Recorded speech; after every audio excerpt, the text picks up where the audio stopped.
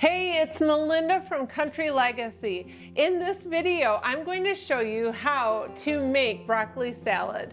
This salad has so much flavor and is such a perfect side dish for this time of year. And the nice thing is you can make it up ahead of time, put it in the refrigerator. There's many things that you could do to change this recipe up. This recipe has broccoli, dried cranberries, red onions, bacon bits or bacon pieces. That alone makes it extra good. It has sesame seeds and a great dressing. I'm going to show you a quick preview of how I make homemade mayonnaise in this as well, but you don't have to do that part. You can just use store-bought mayonnaise. But if you've never made broccoli salad before, this is a good opportunity to give it a try. And if you have made it before, this is a good opportunity to make it again. There's different things you can do to modify this recipe. In place of sesame seeds, you could put nuts, you could put like sliced almonds, or you could put pecans. In place of red onions, you could use regular onions. In place of the dried cranberries, you could use dried cherries. And I suppose if you really wanted to change it up, you could use cauliflower instead of broccoli. That's just how easy it is to modify this recipe. So without wasting any more time, let's go ahead and get started. So let's get started by cutting up our broccoli. And I just basically cut this up into bite-sized pieces. I usually just cut it all off and then I cut it smaller after.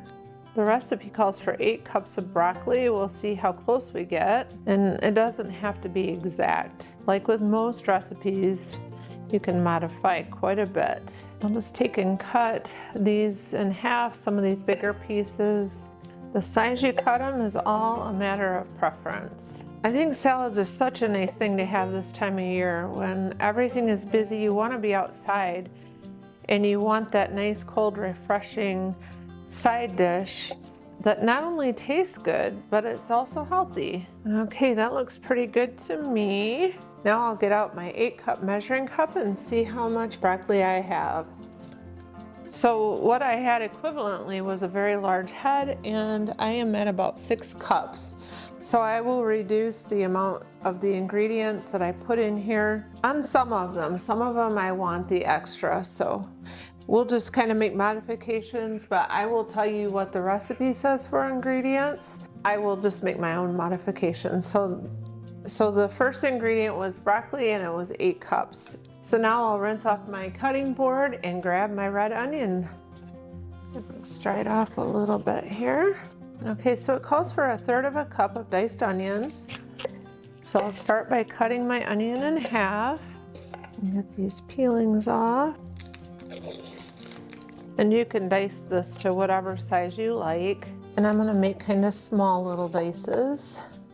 Red onion can be a little bit strong, so I don't like great big huge pieces. Let's measure that out. Oh yes, I got plenty here. And I'll just put it all in here, and then whenever I make my salad, I'll just decide how much I want in there. Okay, now it's time to chop up some bacon. I just grabbed several pieces, and if I have extra, I'll just put it in a baggie because my husband likes to garnish pretty much everything with bacon. And how small you dice this is all a matter of preference again, whatever size you like your bacon. The recipe says bacon bits, so you can use just bacon bits also. I cooked this bacon in the smoker. I feel like this is a good size for me. Put this in a bowl. When I assemble a salad, I always just put in the amounts that I think look right. A cup of mayonnaise is one of the ingredients in this recipe. I prefer to make my own mayonnaise. I do have a video that shows you how to do this, but I will show you very simply how you can throw it together. It's a no-fail recipe. I have never had it fail. So I'll take a quick break from making the salad to quickly whip up this mayonnaise, and you'll see just how quick it is. So we'll start with a cup of avocado oil. You can use most any kind of oil you want. The nice thing about these 1-quart jars with a wide mouth is that they have the measurements on the side. And this says 1 cup right here. It saves getting out a measuring cup and dirtying more dishes. So I'll measure out 1 cup of oil. There we go. And then it calls for 1 whole egg and 1 egg yolk.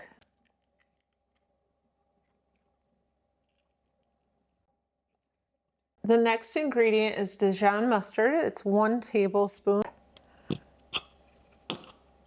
I just guess at it because it just saves wasting the dishes. It always turns out fine by doing that. And then it calls for 1 cap of lemon juice. And then the next ingredient is salt, and I just add a little bit of salt to it, whatever I'm in the mood for the day. If you was measuring this, I would say maybe 1/4 teaspoon. And now comes the fun part. We're going to take our immersion blender and mix it up.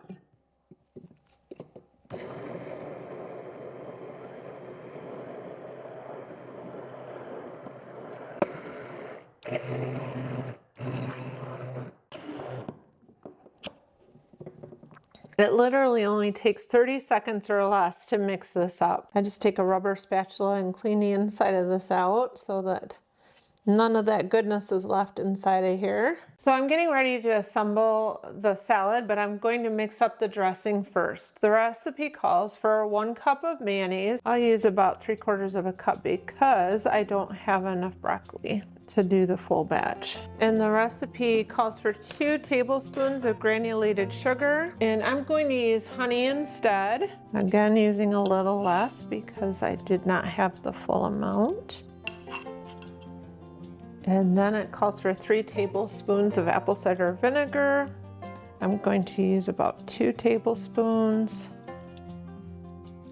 I will be posting this recipe below. I know it's a little confusing whenever I'm modifying the recipe while I'm making it.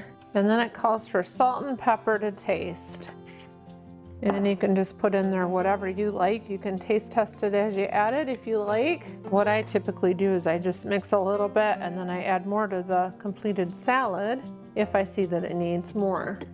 So now we're just going to mix this together and make sure it's all incorporated well. It might be a good idea to taste it at this point just to make sure that it tastes like you like. I think I'm going to add a little bit more of this mayonnaise to this just to thicken it up just a little bit. Okay, now that we have our dressing ready, let's go ahead and mix up all of our ingredients together. So I have my broccoli here, and I think I have enough room in this measuring cup to add all of my ingredients and mix it in this bowl.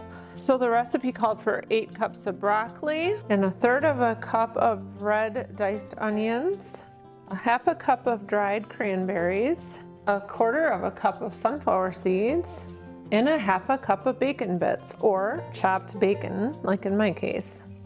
Grab a large spoon and stir it all together. And now I'll pour my dressing over the top of it. I'll mix that together.